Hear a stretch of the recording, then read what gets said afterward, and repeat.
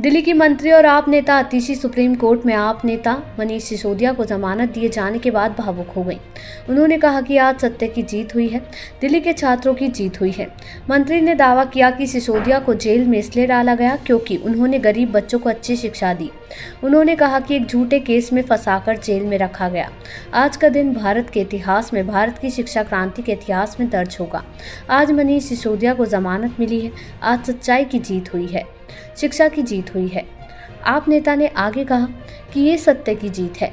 मनीष सिसोदिया को एक झूठे मामले में फंसाया गया। उन्होंने दिल्ली के बच्चों को शानदार भविष्य दिया। आज मनीष सिसोदिया को जमानत मिलने पर हमें खुशी है।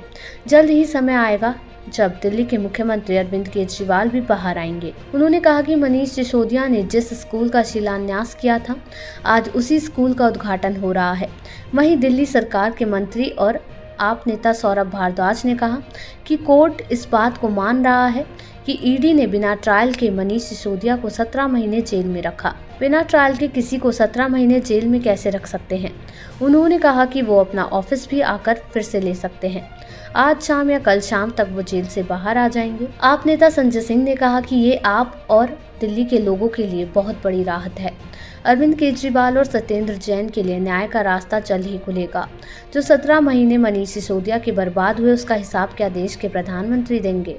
जो 17 महीने दिल्ली के बच्चों के बर्बाद हुए, एक योग्य शिक्षा मंत्री के रूप में मनीष सिसोदिया जो दिल्ली के बच्चों को दे सकते थे, उसका हिसाब कौन देगा?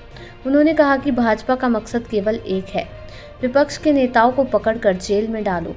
मनीष सिसोदिया के घर से 1 रुपया बरामद नहीं हुआ, कोई प्रॉपर्टी और गहना नहीं मिला, फिर भी आपने 17 महीने जेल में रखा। ईडी हमेशा समय मांगती रही और मामले को टरकाती रही। आज उन सब पर विराम लगा है। ये हमारे लिए बहुत बड़ी खबर है। दिल्ली सरकार में मंत्री गोपाल राय ने कहा कि पूरी दिल्ली और देश के लोगों के लिए आज खुशी का दिन है। जिस तरह से पूरे देश में शिक्षा क्रांति का एक रोल मॉडल मनीष सिसोदिया ने स्थापित किया, लेकिन बिना किसी सबूत के 17 महीनों तक सरकार ने उन्हें जेल में रखा है। आज सत्य की जीत हुई है।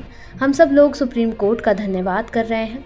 आपको बता दें कि उच्चतम न्यायालय ने दिल्ली की आबकारी नीति में कथित घोटाले से जुड़े भ्रष्टाचार और धन शोधन के मामलों में आम आदमी पार्टी यानी आप के नेता मनीष सिसोदिया को शुक्रवार को जमानत दी और कहा कि वो 17 महीने से हिरासत में थे। इसके अलावा सिसोदिया की जमानत पर आपके नेताओं और सांसदों ने भी प्रतिक्रिया दी। उन्होंने अपने एक्स पर लिखा, 17 महीने के लंबे इंतजार के बाद हमें ये जीत मिली है।